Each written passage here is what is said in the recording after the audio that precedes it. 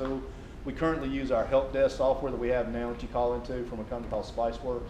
It has the ability to do some inventory, has the ability to do some asset management, for lack of better words.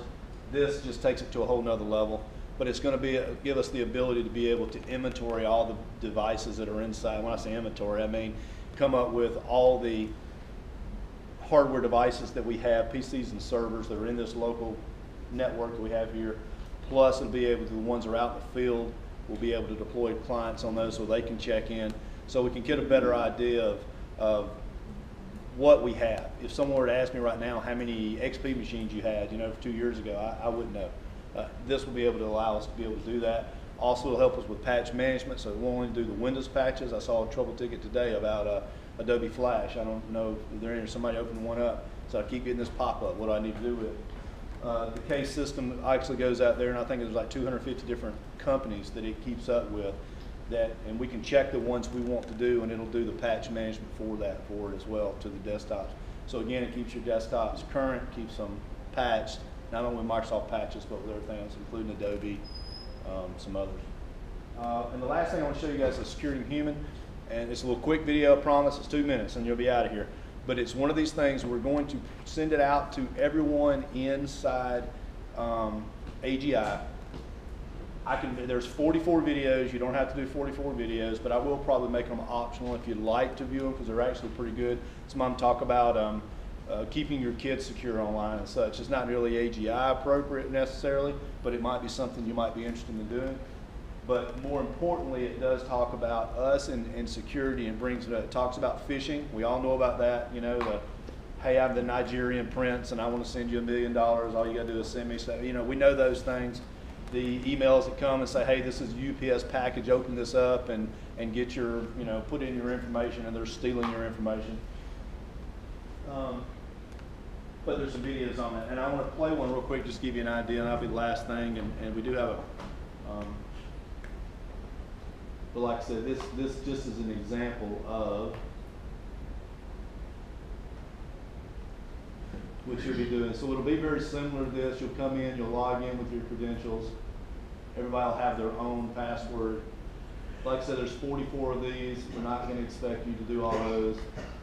At the end of these videos, they will have about 3 questions. Many people mistakenly believe that cyber attackers only target our databases or web servers. In reality, they also target individuals like you. While these attackers use a variety of sophisticated tools, they have learned that the simplest way to hack into an organization like ours is to target people like you. Let's take a look at how a group of cyber attackers might hack into our organization. While the following story did not happen, it illustrates common methods used to hack into an organization like ours. Several months ago, a team of cyber attackers decided to target our organization. We are not sure what their motivation was. Perhaps they wanted to steal our sensitive information, make a political statement, or gain access to one of our partners. All we know is that they began searching our website several weeks ago, learning everything they could about us. This included who we are, how we operate, and the identities of employees and staff. They then began to harvest employees' personal information from websites such as Facebook, YouTube, LinkedIn, Instagram, and public forums. Unfortunately, several employees had posted too much information about themselves and our organization. As a result, the attackers were able to build a complete picture of our organization and learn details about key members of our staff. Armed with this information, they launched their attack. 7 employees at our organization received emails that appeared to come from a package delivery service we commonly use. While these emails appeared to be legitimate, they were actually phishing emails created by the attackers. Each message contained an infected email attachment designed to bypass our antivirus software and silently infect our computers. Unfortunately, 2 of the targeted employees fell victim to the phishing emails by opening the attachments. Since their computers were not patched, they were quickly infected, giving the cyber attackers complete control. The attackers then installed key logging software on the computers, enabling allowing them to capture all of the employees' keystrokes. On one of the hacked computers, an employee was using a login and password they had shared with their coworkers. The attackers quickly harvested this information and were able to log into other systems throughout our organization. Because the attackers were using stolen, legitimate passwords, our security team did not detect the attackers. Over the next 7 days, the attackers scanned the hard drives of numerous compromised systems, stealing every document, spreadsheet, and presentation they could find. They soon transferred over 150 gigabytes of confidential information out of our organization, including a key project we had been working on for over 3 months. Fortunately, an alert employee noticed several suspicious programs running on their computer and reported it. As a result, the attackers were finally detected and blocked from causing any more harm. While this is only an example provided for illustrative purposes, it demonstrates why we have security policies and controls. They are carefully designed to protect you and our organization, while also ensuring that we are compliant with important standards and regulations. This is also why it is so important that you understand and follow our security policies. You may not realize it, but you are even under attack when you and your family connect to the internet at home. To help protect yourself, your family, and our organization, always remember some core principles. Always be cautious and assume you are a target. You may not think you or your information has value, but it does. Attacks are a constant threat on the internet. If something seems suspicious or too good to be true, it most likely is. Right. And so that's just one of them. And they're really well done. They're done from a company called the SANS Institute. If you go out there and view them, they're kind of that E.F. Hutton of security. You know, when they speak, people listen kind of thing. And they have made these videos available through the state, through an ISD contract, and we were provided these at no cost. So it was a real bargain to do that. I guess the thinking was that if they prevent one person from doing something they shouldn't, that it probably paid for itself at that point. But we will be sending you some of these. Some of these will be mandatory. You can see some on social engineering, email and messaging, password, mobile device security. Some of them don't really apply, like IT staff, help desk, those types of stuff. But those are interesting. So we wanted to make those provided to everybody as well. So if you do see that or hear about that, that's what that all is about. I did ask for a couple of updates from some people. I asked my guys to talk to Wes and Stuart about some weights and measures, a thing called Veriform. I'll try to do my best to update with that. That's a application so that people out in the outside world or the inspectors out there can go and enter some information in through the web. There's a phase 2 of this, where the University of Alabama CAPS program is building a mobile device for Androids and for iOS so that they can better key the information in. That'll be starting soon, I believe sometime in September. If I've destroyed those dates or that thing, I apologize. But we will be working with them on a lot of the contractual end to make sure some of that is done as well. Also, we had asked Tony to talk about the USA plants, USA herds. And I think his is so complicated that they don't trust me to talk about it because I'll destroy it. So, Tony, do you want to give just a couple of minutes real quick, let everybody know where we're at on that? It'll be brief. If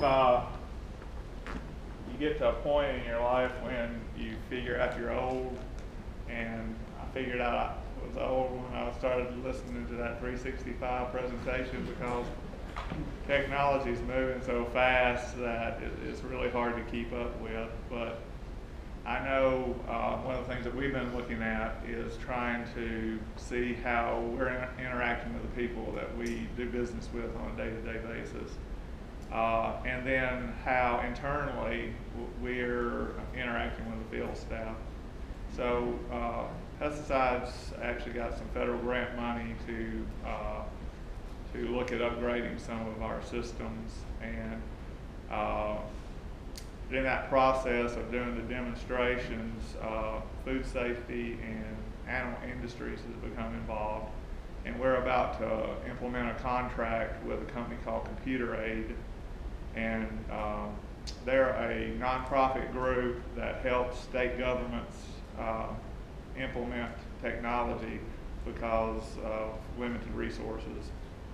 So they give us the code and we pay for the customization.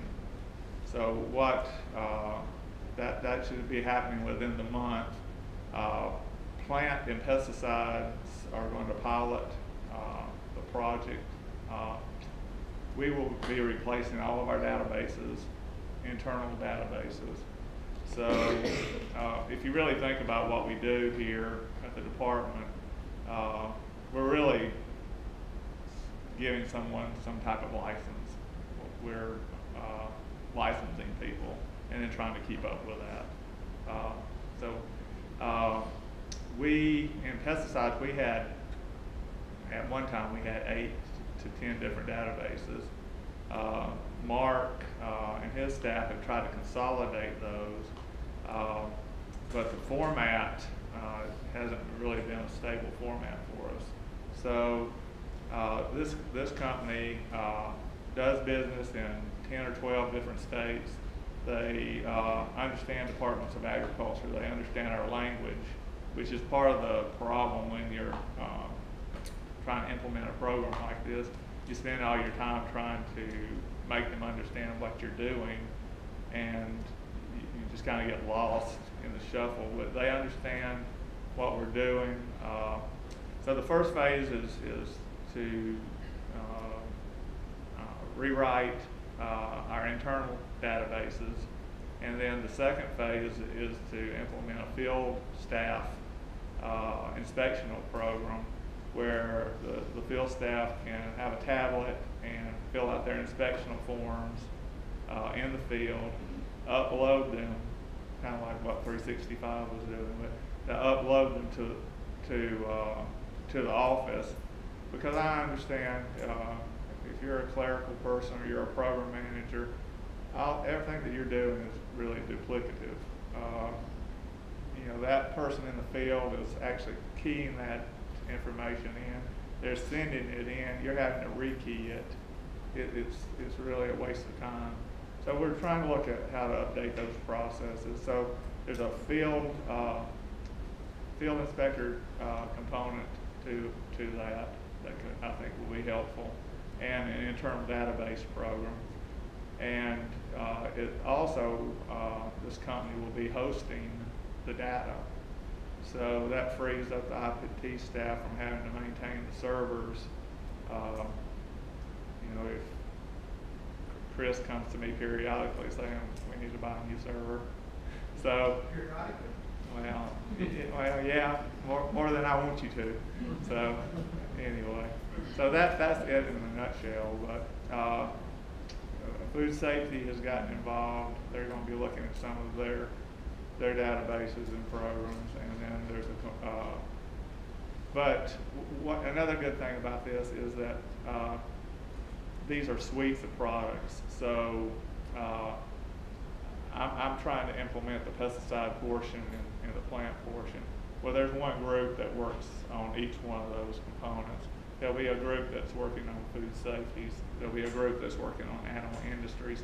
So we're not waiting on each other to get started. So that's it in a nutshell. I know you're ready for lunch, but that's all I had, unless you have any questions. Oh, and it does get us into, somebody asked a question about online payments. It does get us in a position to do that, and we're going to actually try to start doing that with pesticide registration as the first component of that. Well, thank you. Thank you, Tony, for that. And I'm sorry to drop it on you last minute, but I was kind of going through some last minute stuff and wanted to talk about it. Everybody, I appreciate it. I believe on getting out on time. Yes, sir. I'd like to say one thing. Susan asked the question, Amy brought added to that as far as security. And I know the answer that maybe we projected back was a little ambiguous, because I want you to know that we have been over and over building security issues. I think the point is that if we've got an emergency today, IT is who we call. Right. But we have met about this subject and talked extensively about it. But not only situations. You got, weather, emergencies, you've got potential fire emergencies, you've got health emergencies, and those kind of things, and we're just trying to make this as secure as we can. I don't know if we'll ever have a 100% secure facility here, but we're going to make every effort to make it comfortable, because there's nothing more important than our health and our lives here. So we understand that. At some point, we're definitely going to need your cooperation. For example, we can secure the doors all we want to, but we've also got a situation where, okay, on one hand, we want to be hospitable and nice to all of our visitors. On the other hand, we've got people that, occasionally get in this building, nobody has a clue who they are, except for the person they intend to visit. So we're going to need your cooperation in terms of the doors, keeping the doors closed, and those kinds of things. But we'll be working through that. It's not as easy as we might think, but we're trying to move in the right direction. Yeah, it's even just letting people in the door. We've all done that, hold the door for somebody to come in, and but it's going to be a retraining. And Daniel's absolutely right. And I didn't mean to give that impression I did, because actually when I interviewed for this job, February, March, somewhere around there, it was early. That was a question I was beat up with about securing this building and everything. So I could tell the importance of that from Teresa, the commissioner, from Daniel. At that point, they're even looking at bettering our camera systems and such, that we have here. So they really want to secure the building and take care of their people, and that's been important to them. And we're working on it. But today, yeah, call IT, we'll take care of it, and I'll send Carlton up there with a big stick or something. I don't know. So I don't know. Yeah, I'm sure Pat got your back. Yeah, I bet. Anyway. That's all I have. I appreciate everyone's attendance. I'd like to get everyone out. I could show you the login of what we can do now, but truthfully, if you log into the portal right now, since the web apps aren't active yet for us, it's pretty boring. It says hello Lane.